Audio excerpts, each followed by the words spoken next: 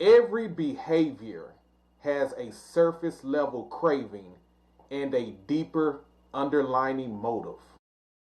Every behavior, every habit that we engage in, there's a craving. We have a yearning for it. We have a craving for it. But why do we have this craving? And I feel like with that, after reading through chapter 10 of the book Atomic Habits, I realized that it is more to it than just fulfilling a craving. What is it actually? It's deeper than that. Let's talk about it. So let's grow and let's go. I am Reggie B, coming at you once again. I appreciate you all tapping in, tuning in into this video, this episode of the Growth Times Infinity podcast. Welcome, welcome, welcome to the new subscribers. I appreciate you all tuning in. Welcome to the new viewers if this is your first video that you're checking out. And just in case it is, what we've been doing up to this point, we've been breaking down the book Atomic Habits by the author James Clear. And I have came up with this series titled Our Habitual Ways, where we've been breaking down the book page by page, chapter by chapter, just giving you my personal takeaways from the book. So with that, we are at chapter 10. So with that, there's 20 chapters in the book, meaning that we are halfway through the series, halfway through the book. Just in case you haven't yet, I would like to encourage you to check out the previous episodes, the previous videos, chapters 1 through 9. And once again, I've given my personal takeaways from each chapter. So check that out. Get caught up. And for those of you who've been following along, who's been reading the book with me, I appreciate you all coming back and checking it out. So here we go. So I quoted you a line from chapter 10 of the book Atomic Habits. Every behavior has a surface level craving and a deeper underlying motive. What does that mean exactly? Well, let me give you some examples. And I'm going to ask you this question. Why is it that you eat? It's a simple question. Why do you eat? You could be eating for enjoyment.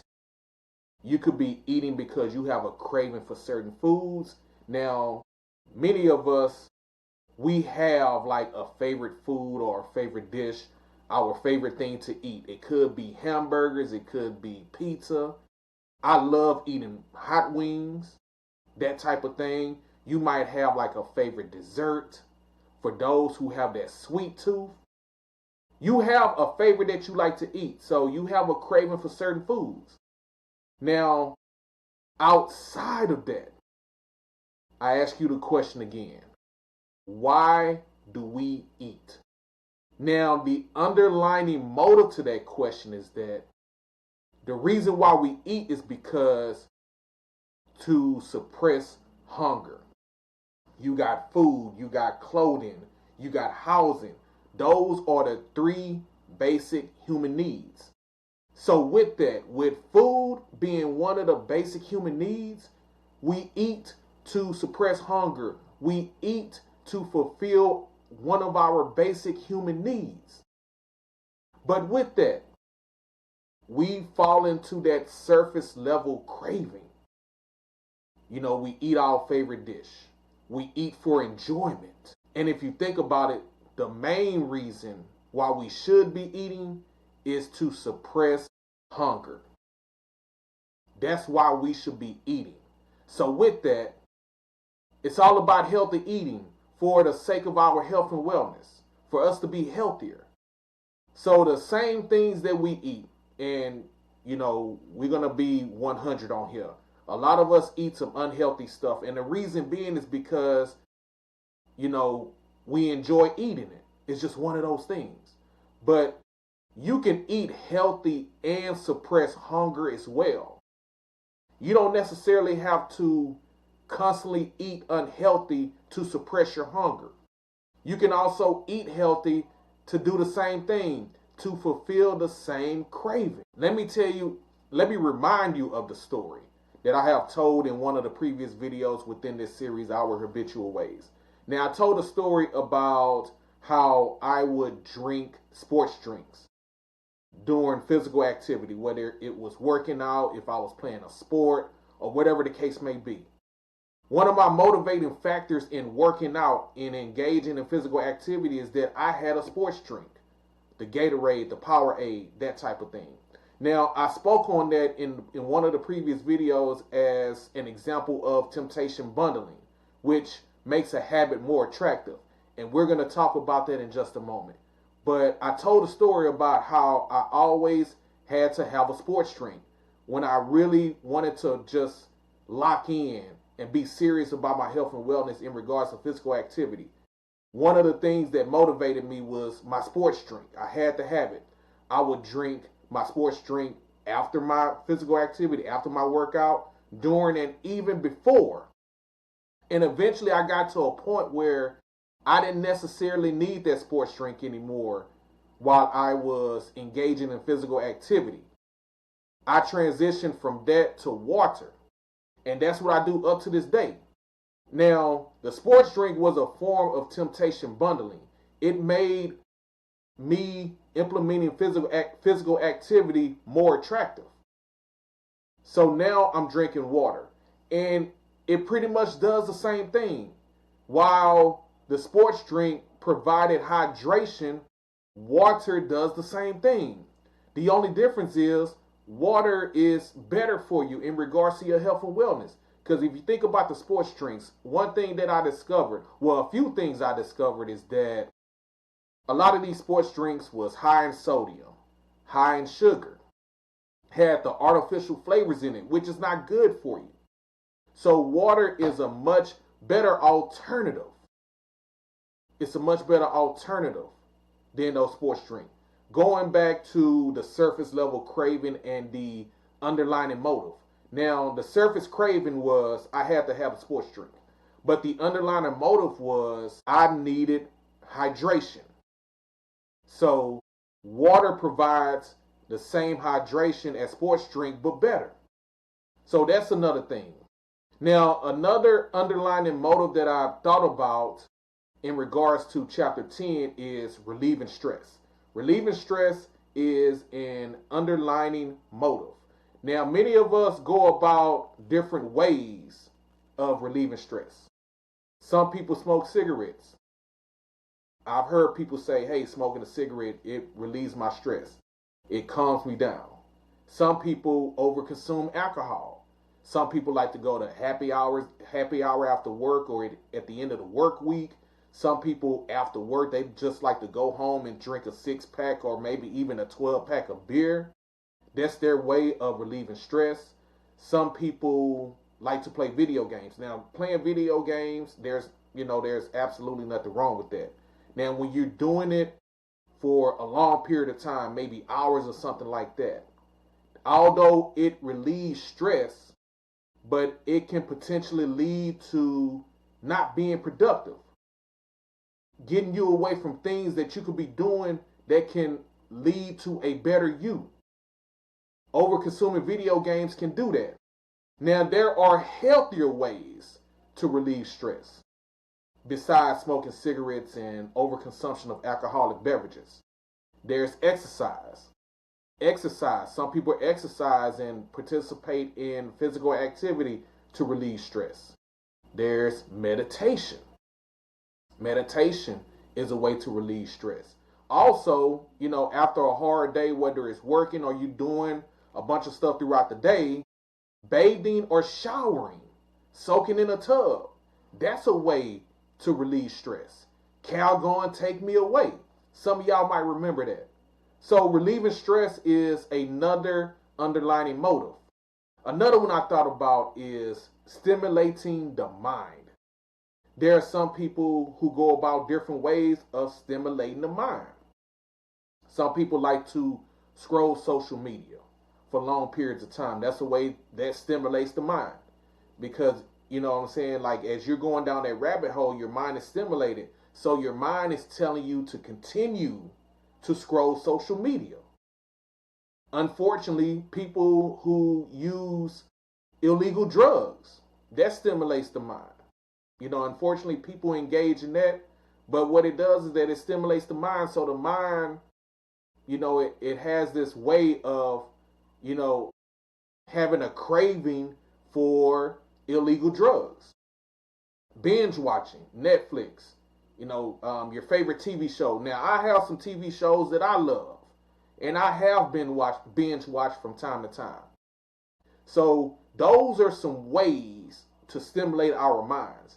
Now, there are some healthier ways that we can do the same, get the same result, fulfill the same craving. Reading is a great way to stimulate your mind. With reading, you gain knowledge. Perhaps you expand your vocabulary. Along with reading, having meaningful conversations with an individual or with a group. That's a healthy way to stimulate the mind. It can help you socially. It can help you bond with an individual or a group.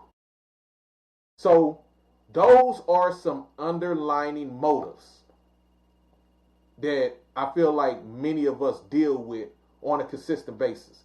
So basically with that are ways to crave, we have cravings, right? But there's a way to fulfill that craving. So I want you to think about this. For pretty much the behavior we engage in, the habits that we are implementing in our lives, there's a craving that we are fulfilling. Whether it's a good habit, whether it's a bad habit, effective habit, ineffective habit, if you think about it. We are looking to fulfill a craving.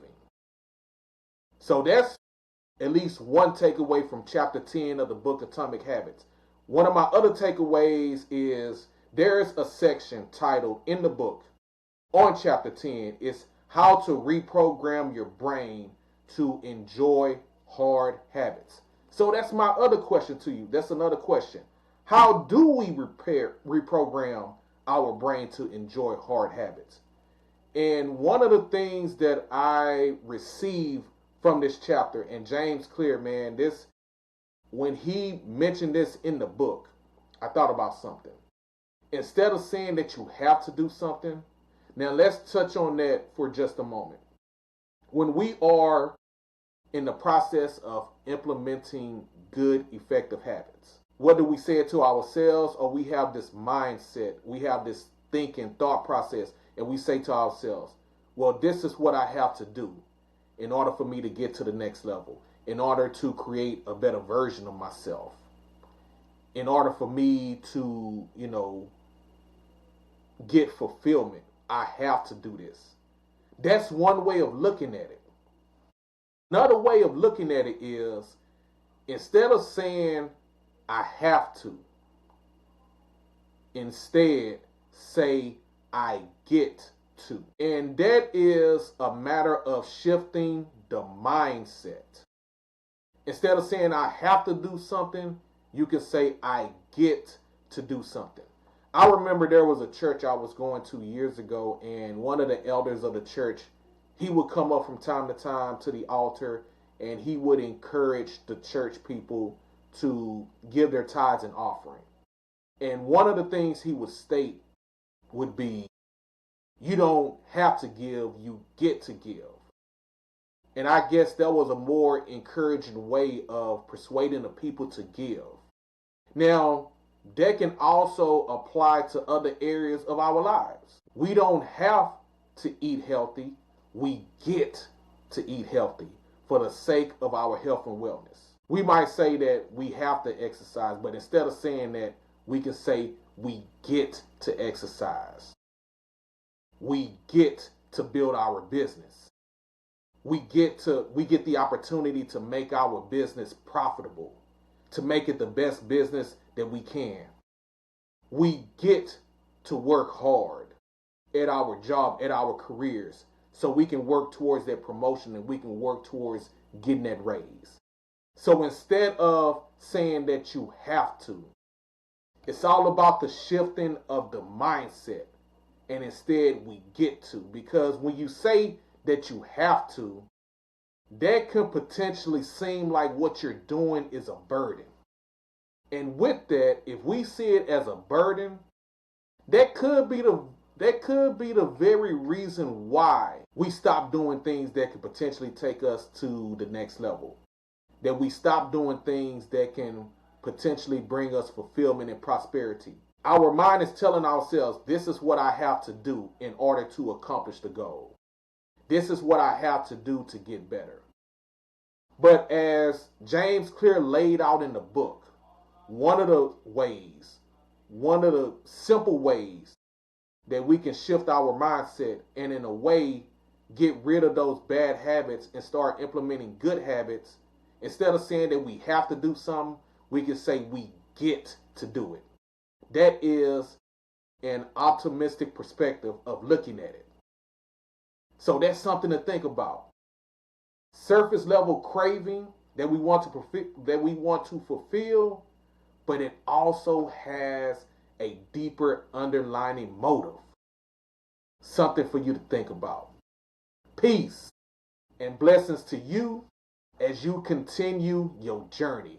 So let me know what you think about that. Surface levels cravings. We're trying to fulfill them. We want to fulfill them. And that's why we behave the way that we do. That's why we implement the habits that we have. And something I want you to think about. I want you to really, this is a time to do self-inventory, and I want you to think about this. I want you to think about your current habits. And I want you to identify your bad habits or some habits that you feel that you need to get rid of. And I want you to look at those habits and say to yourself, what craving is being fulfilled? And from there, I want you to replace that habit with a good, effective habit that's going to fulfill that same craving. That's y'all homework. I am Reggie B, aka the Growth Advocate, and I appreciate you all tuning into this episode of the Growth Times Infinity Podcast. And until the next time, keep growing and keep going.